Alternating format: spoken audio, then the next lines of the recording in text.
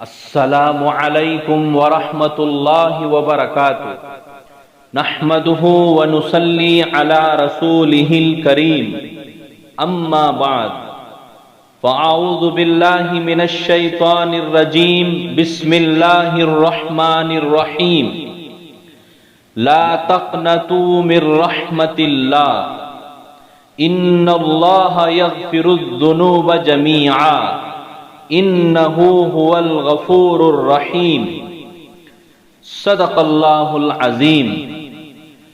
محترم حضرات، آج کا سبق منکرات کی روک تھام۔ اللہ تبارک و تعالی قرآن پاک میں یہ کہتا ہے، اللہ کی رحمت سے مایوسی نہیں ہونا چاہیے، بلکہ نا امید ہونا، مایوس ہونا کفر تک پہنچا دیتا ہے، کفر ہے۔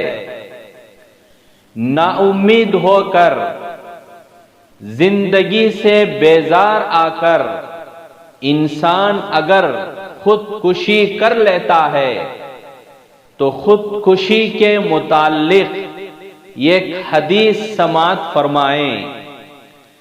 حضرت ابو ہریرہ رضی اللہ عنہ حضور اکرم صلی اللہ علیہ وسلم سے روایت کرتے ہیں کہ آپ صلی اللہ علیہ وسلم نے فرمایا، جو شخص اپنی جان کو کوئی چیز چبا کر ختم کر لیتا ہے تو وہ دوزخ میں بھی ہمیشہ اسی طرح خود کو ختم کرتا رہے گا۔ اس طرح جو شخص اپنی جان کو گھڑے وغیرہ میں ڈال کر پھینک کر ختم کرتا ہے تو وہ دوزخ میں بھی ایسے ہی کرتا رہے گا۔ اور جو شخص اپنی جان کو پھانسی کے ذریعے ختم کرتا ہے تو وہ دوزخ میں بھی ایسے ہی کرتا رہے گا۔ بزرگوں، اس حدیث سے یہ بات معلوم ہوتی ہے کہ انسان کو اس طرح کام کرنے سے اپنے آپ کو بچانا چاہیے، پرہیز کرنا چاہیے۔ ایک مسلمان کے لیے ضروری ہے کہ وہ اپنے اللہ پر کامل بھروسہ، کامل توکل رکھنا چاہیے، ضروری ہے۔ یہی ہمارا ایمان ہے۔ وہ اللہ جس نے پرندوں کو تھام رکھا ہے، وہ اپنے بندوں کو کیسے گرنے دے گا؟ یقین رکھیں کہ ہمارا رب ہمیں تھامے ہوئے ہے، ہمیں بھی گرنے نہیں دے گا۔ انسان کو تکالیفیں، پریشانیاں آئیں گی، آتے رہیں گے۔ دنیا یہ مسلمان کے لیے قید خانہ ہے، مگر تکلیفیں، پریشانیاں اللہ کو سنائیں، لوگوں کو نہیں۔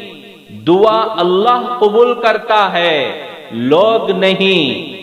مشکلیں اللہ آسان کرتا ہے، لوگ نہیں۔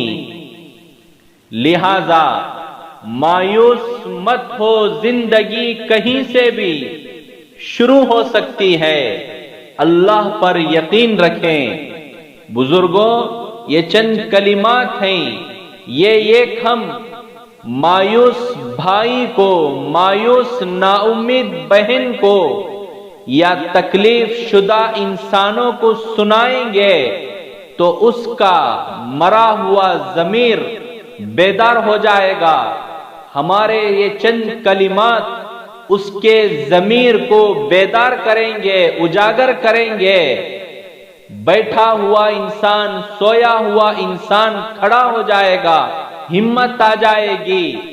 لہذا کسی کو پست کرنے کے بجائے ہمت دینا چاہیے، اللہ کی ذات پر کامل یقین رکھنا چاہیے۔ خودکشی کرنا غلط ہے، گناہ کبیرہ ہے، اس سے ہر ایک کو بچنا، دوسروں کو بچانے کی فکر کرنا چاہیے۔ اللہ پاک سے دعا ہے ہم تمام کو سنی ہوئی باتوں پر عمل کرنے کی توفیق عطا فرمائے، آمین۔